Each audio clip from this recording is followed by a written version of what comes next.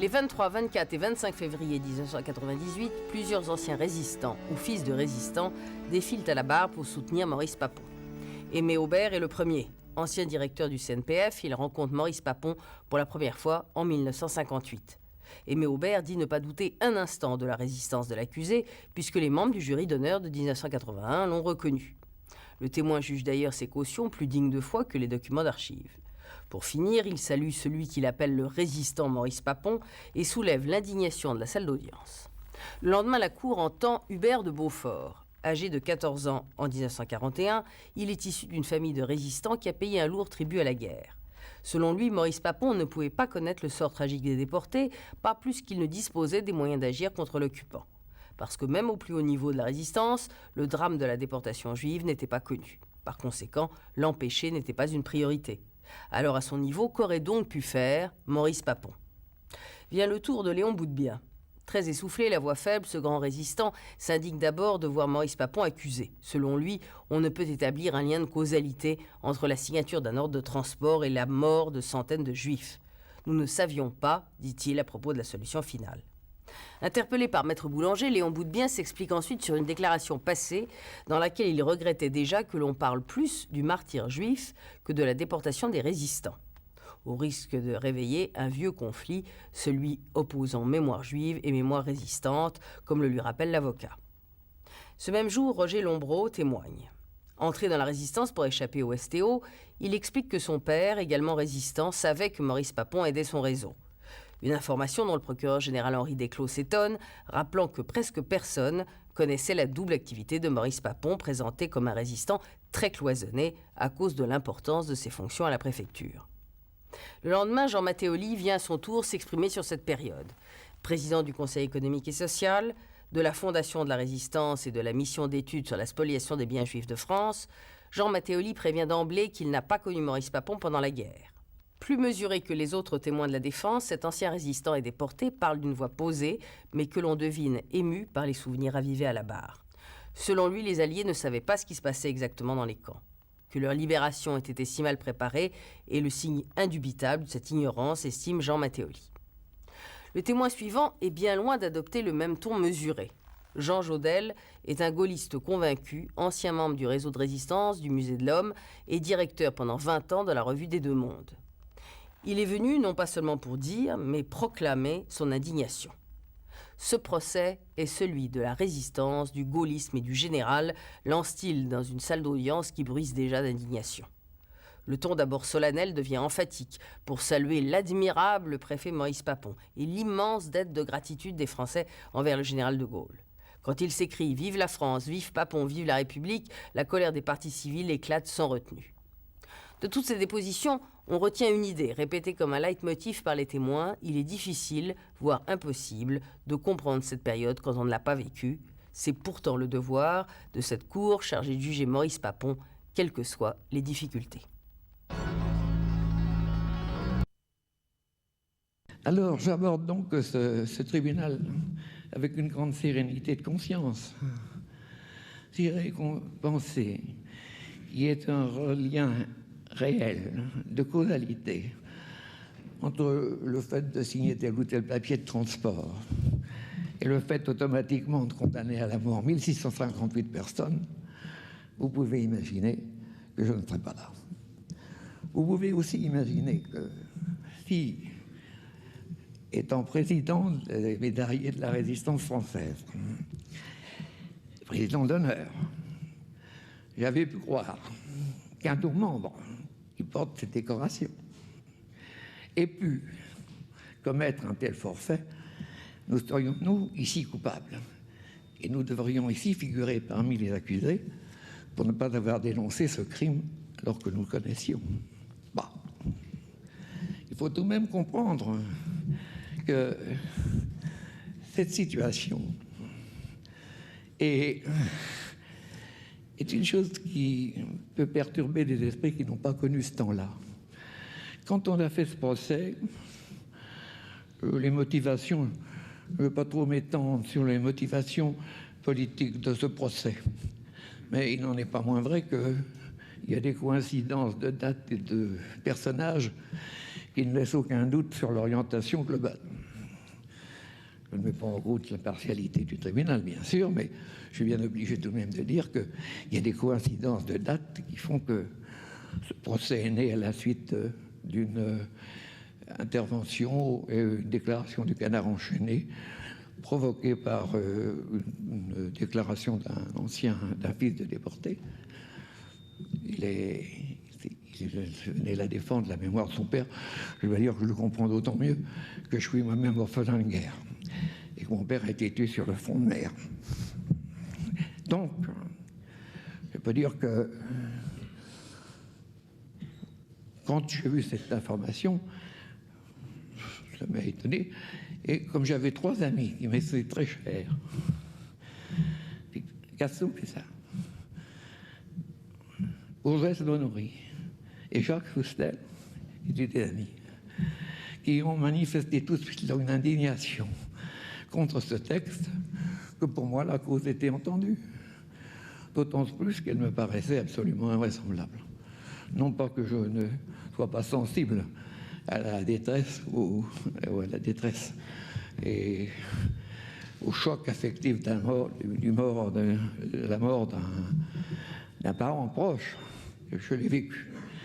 Mais il me semblait absolument impossible qu'il y ait une quelconque véracité dans cette affirmation. Si bien que je fais remarquer une chose. Je vous ai parlé tout à l'heure des procès auxquels j'avais assisté. Ces procès terribles. Il se trouve que dans ces procès, c'était les accusés qu'on les allait chercher très loin, très loin, très loin, et qu'on a amenés au tribunal. Dans celui qui nous réunit aujourd'hui, c'est un homme qui est venu spontanément, librement, demander qu'on lui rende justice et qu'on lave son honneur. C'est tout de même 2 choses très différentes. Entre le fait d'arriver ici, malgré toutes les humiliations qu'on lui a fait subir, et qui ne sont pas tout à fait dans la tradition de la bonne République française. Je dois dire que si véritablement il est arrivé ici spontanément pour demander demander justice, je ne crois pas que s'il avait eu le moindre suspicion sur lui-même d'une culpabilité, il ne l'eût fait. Donc, c'est déjà une différence très importante. Et puis, allons plus loin. Sur la solution finale, je répète, on ne savait pas. L'administration préfectorale a rendu de très grands services à la résistance et elle a assuré la permanence de la République durant l'occupation. Je n'avance pas cela à la légère. L'administration préfectorale a été l'administration la plus touchée. Au mois de juillet 87, révocation. Entre 42 et 1 et 42, 77 déportations, emprisonnements. 11 sont morts, exécutés. 28 sont morts dans les camps de concentration. L'administration préfectorale a payé un lourd tribut à la résistance. Et elle a assuré un lien permanent entre les éléments anti-vichistes qui se sont manifestés à Vichy. Il y avait évidemment une fraction, comme partout, de collaborateurs. Il n'est pas question d'oublier. Je pense à ceux qui véritablement ont fait quelque chose pour la République à ce moment-là. Or, si on veut bien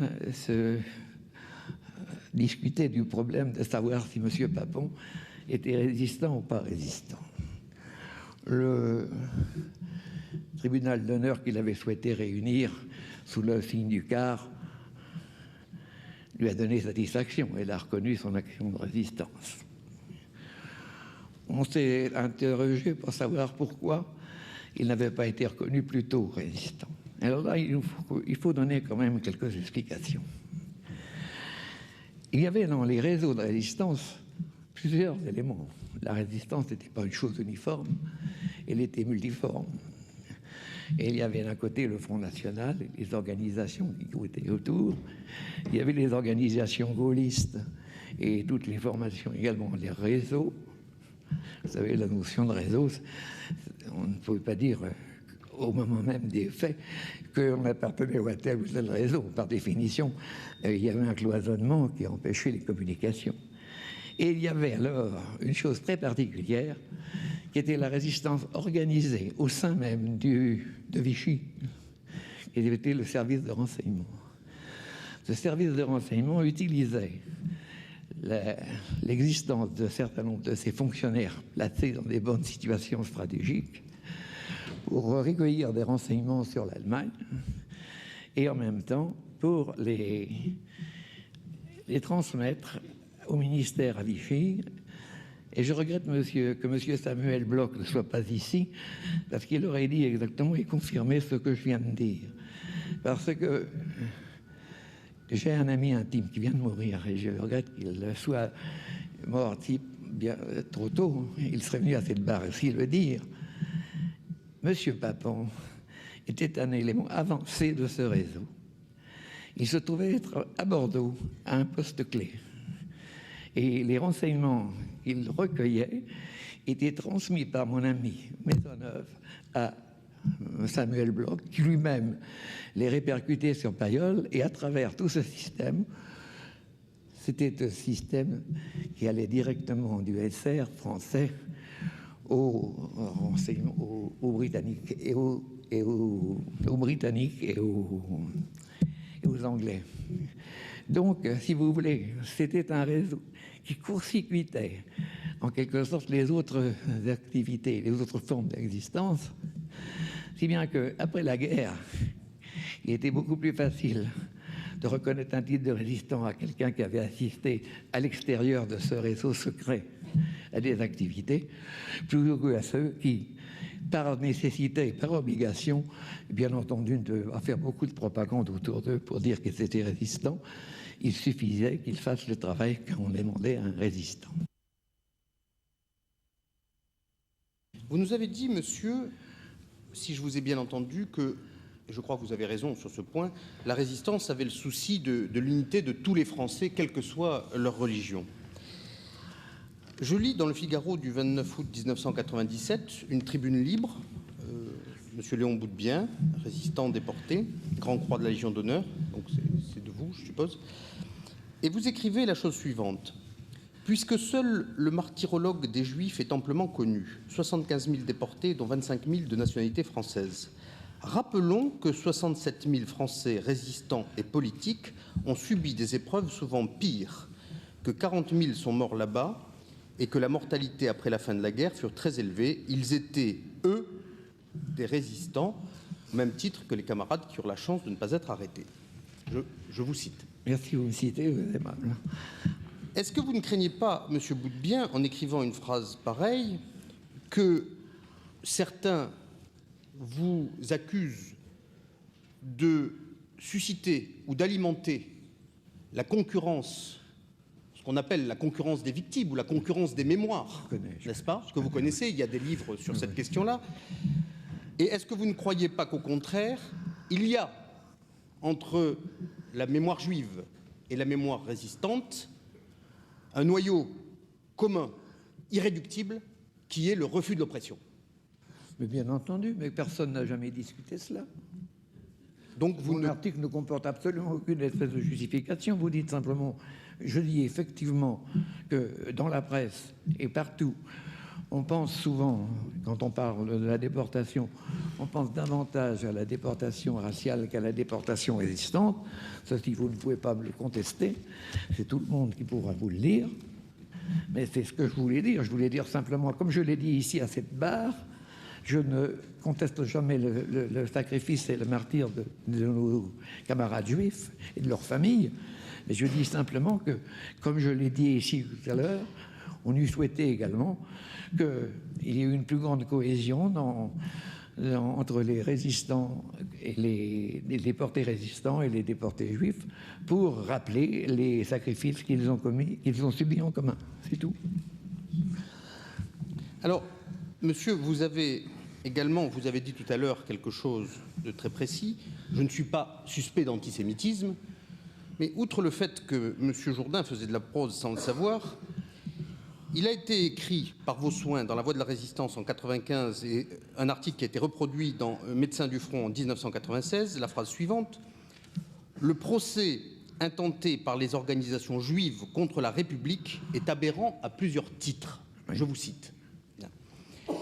Alors, est-ce que vous permettez à l'avocat non juif et qui n'est mandaté par aucune organisation, mais simplement par 27 parties civiles, personnes physiques qui ont perdu en tout près de 50 personnes de leur famille, est-ce que vous permettez à cet avocat de vous poser la question suivante: est-ce que vous ne craignez pas et est-ce que vous ne courez pas le risque d'être taxé d'antisémitisme?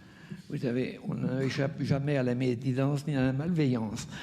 Les assises de ce procès montrent combien tout le monde est sensible et accessible à la malveillance et aux propos quelquefois excessifs que l'on peut prononcer. Moi, je vous dis simplement, je ne crains pas d'être taxé d'antisémitisme. Je vais vous dire d'ailleurs, dans le détail, quand il y a eu les guerres des 6 jours, j'étais un des premiers Français à aller au mur des lamentations, alors que je n'ai pas du tout à me justifier sur ce point. J'ai sauvé beaucoup de vies humaines et je peux vous apporter le témoignage de beaucoup de mes camarades juifs qui me sont reconnaissants. Donc, mon article visait essentiellement à dire une chose: il ne faut pas centrer sur un seul sujet, sur un seul objet, ce qu'a été le martyre d'un peuple, le nôtre, la France, notre patrie. C'est pourquoi je l'ai dit, et je le maintiens, ça n'a aucun caractère antisémite. Ne me prêtez pas des intentions que je n'ai pas.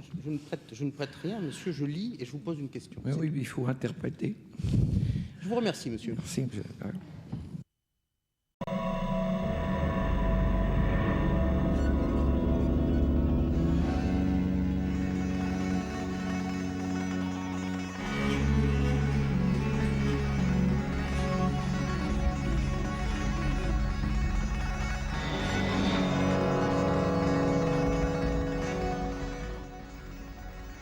Les 23, 24 et 25 février 1998, plusieurs anciens résistants ou fils de résistants défilent à la barre pour soutenir Maurice Papon. Aimé Aubert est le premier. Ancien directeur du CNPF, il rencontre Maurice Papon pour la première fois en 1958.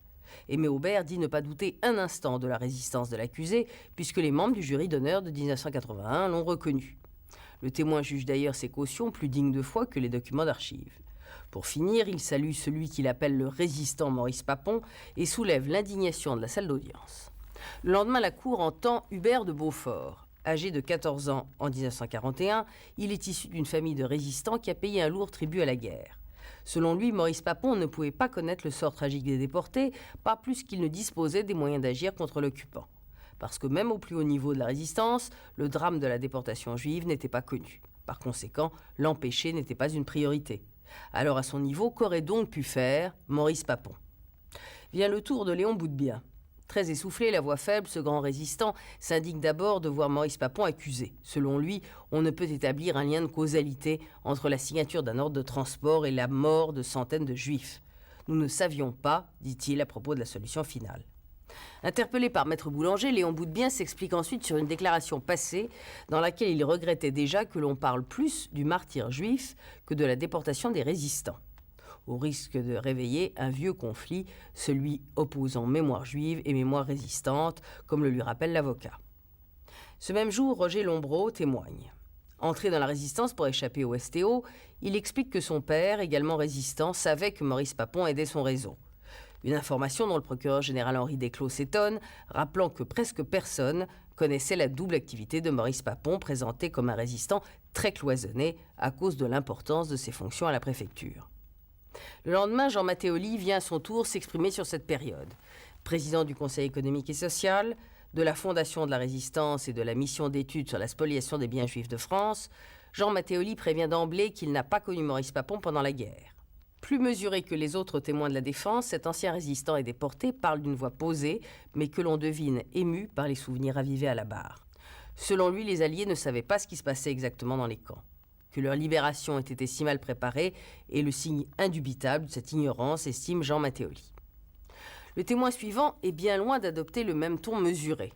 Jean Jodel est un gaulliste convaincu, ancien membre du réseau de résistance du Musée de l'Homme et directeur pendant 20 ans de la Revue des Deux Mondes.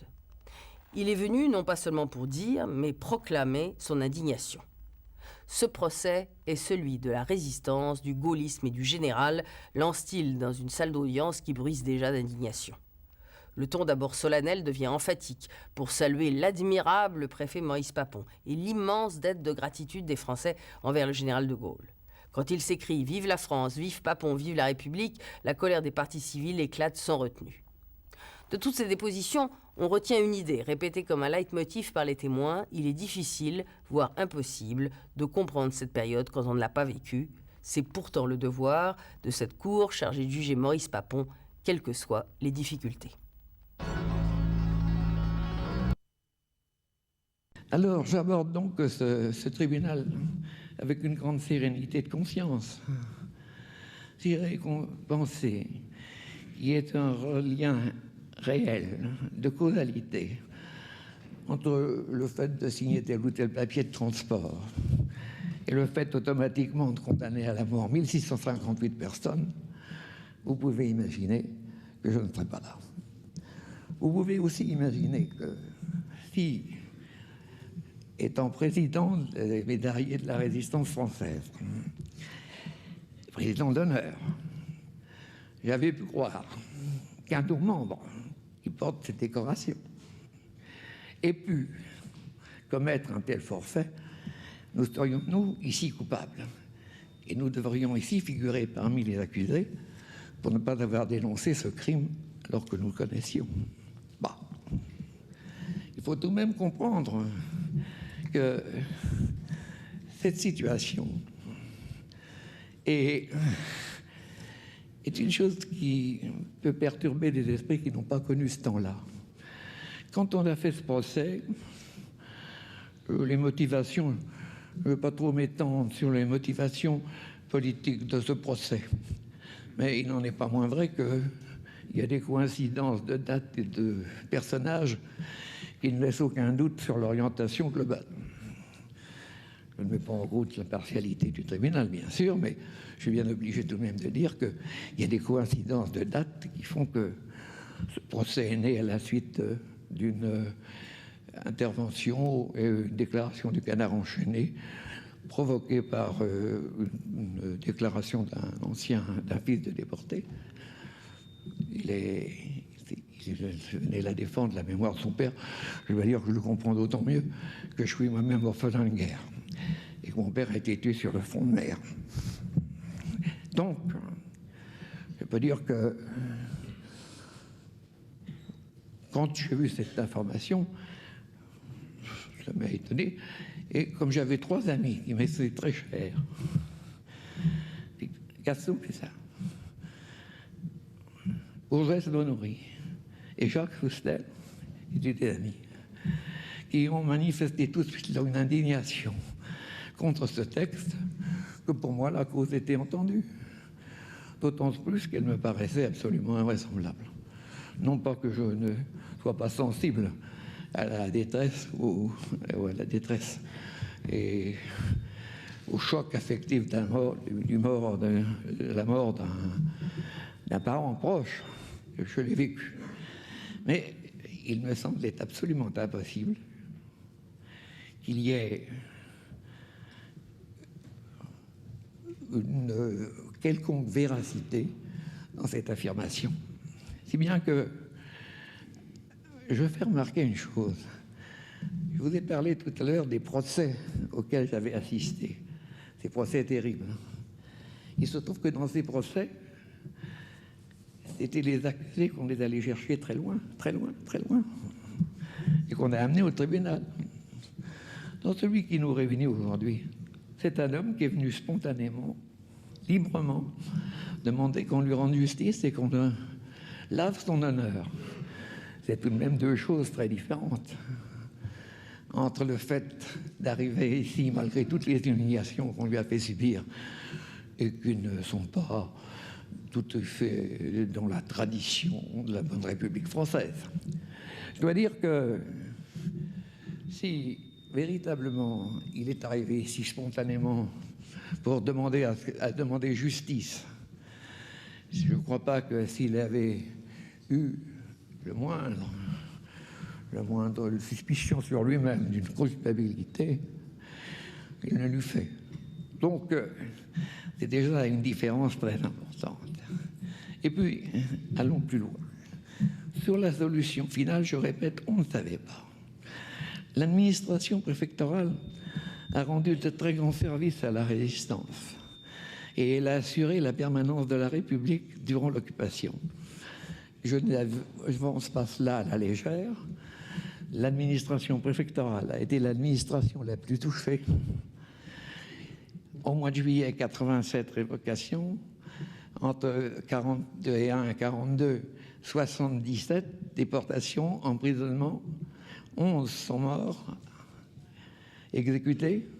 28 sont morts dans les camps de concentration. L'administration préfectorale a payé un lourd tribut à la résistance. Et elle a assuré un lien permanent entre les éléments anti-vichistes qui se sont manifestés à Vichy. Il y avait évidemment une fraction, comme partout, de collaborateurs. Il n'est pas question d'oublier. Je pense à ceux qui véritablement ont fait quelque chose pour la République à ce moment-là. Or, si on veut bien se discuter du problème de savoir si M. Papon était résistant ou pas résistant, le tribunal d'honneur qu'il avait souhaité réunir sous le signe du quart lui a donné satisfaction et a reconnu son action de résistance. On s'est interrogé pour savoir pourquoi il n'avait pas été reconnu plus tôt résistant. Alors là, il faut donner quand même quelques explications. Il y avait dans les réseaux de résistance plusieurs éléments. La résistance n'était pas une chose uniforme, elle était multiforme. Et il y avait d'un côté le Front National, et les organisations qui étaient autour. Il y avait les organisations gaullistes et toutes les formations également, les réseaux. Vous savez, la notion de réseau, on ne pouvait pas dire au moment même des faits qu'on appartenait à tel ou tel réseau. Par définition, il y avait un cloisonnement qui empêchait les communications. Et il y avait alors une chose très particulière qui était la résistance organisée au sein même de Vichy, qui était le service de renseignement. Ce service de renseignement utilisait l'existence d'un certain nombre de ses fonctionnaires placés dans des bonnes situations stratégiques pour recueillir des renseignements sur l'Allemagne et en même temps pour les transmettre au ministère à Vichy. Et je regrette que M. Samuel Bloch ne soit pas ici, parce qu'il aurait dit exactement et confirmé ce que je viens de dire. Parce que j'ai un ami intime qui vient de mourir, et je regrette qu'il soit mort bien trop tôt. Il serait venu à cette barre aussi le dire. M. Papon était un élément avancé de ce réseau. Il se trouvait être à Bordeaux, à un poste clé. Et les renseignements qu'il recueillait étaient transmis par mon ami Maisonneuve à Samuel Bloch, qui lui-même les répercutait sur Pailleul, et à travers tout ce système, c'était un système qui allait directement du SR français aux Britanniques et aux Britanniques et aux Anglais. Donc, si vous voulez, c'était un réseau qui court-circuitait en quelque sorte les autres activités, les autres formes d'existence, si bien qu'après la guerre, il était beaucoup plus facile de reconnaître un titre de résistant à quelqu'un qui avait assisté à l'extérieur de ce réseau secret à des activités, plutôt qu'à ceux qui, par nécessité, par obligation, bien entendu, à faire beaucoup de propagande autour d'eux pour dire qu'ils étaient résistants. Il suffisait qu'ils fassent le travail qu'on demandait à un résistant.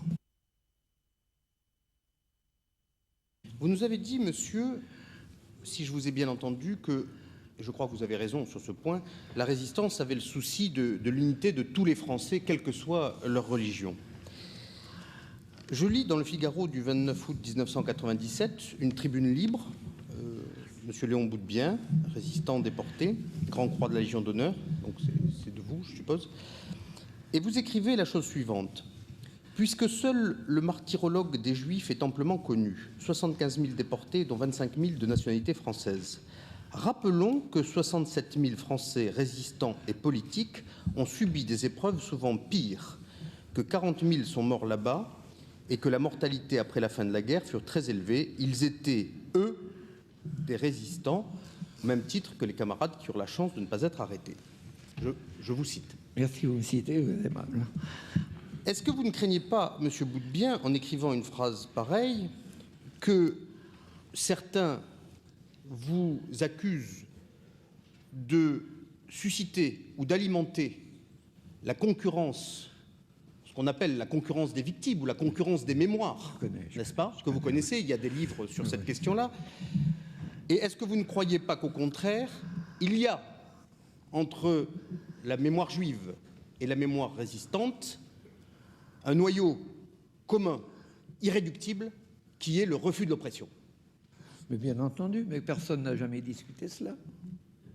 Donc Mon article ne comporte absolument aucune espèce de justification. Vous dites simplement, je dis effectivement que dans la presse et partout, on pense souvent, quand on parle de la déportation, on pense davantage à la déportation raciale qu'à la déportation résistante.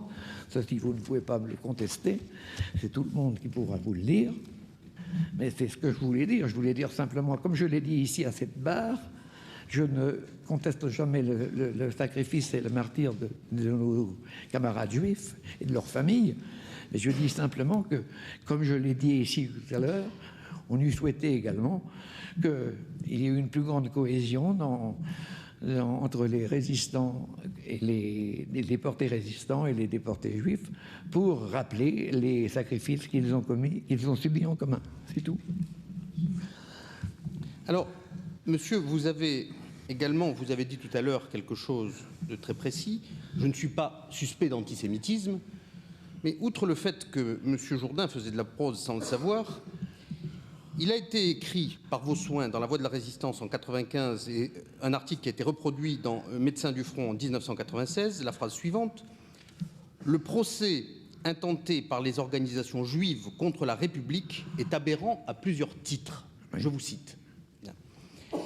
Alors, est-ce que vous permettez à l'avocat non juif et qui n'est mandaté par aucune organisation, mais simplement par 27 parties civiles, personnes physiques qui ont perdu en tout près de 50 personnes de leur famille, est-ce que vous permettez à cet avocat de vous poser la question suivante: est-ce que vous ne craignez pas et est-ce que vous ne courez pas le risque d'être taxé d'antisémitisme? Vous savez, on n'échappe jamais à la médisance ni à la malveillance. Les assises de ce procès montrent combien tout le monde est sensible et accessible à la malveillance et aux propos quelquefois excessifs que l'on peut prononcer. Moi, je vous dis simplement, je ne crains pas d'être taxé d'antisémitisme. Je vais vous dire d'ailleurs, dans le détail, quand il y a eu les guerres des 6 jours, j'étais un des premiers Français à aller au mur des lamentations, alors que je n'ai pas du tout à me justifier sur ce point. J'ai sauvé beaucoup de vies humaines et je peux vous apporter le témoignage de beaucoup de mes camarades juifs qui me sont reconnaissants. Donc, mon article visait essentiellement à dire une chose: il ne faut pas centrer sur un seul sujet, sur un seul objet, ce qu'a été le martyre d'un peuple, le nôtre, la France, notre patrie. C'est pourquoi je l'ai dit, et je le maintiens, ça n'a aucun caractère antisémite. Ne me prêtez pas des intentions que je n'ai pas. Je ne prête rien, monsieur, je lis et je vous pose une question. Mais oui, il faut interpréter. Je vous remercie, monsieur. Merci, monsieur.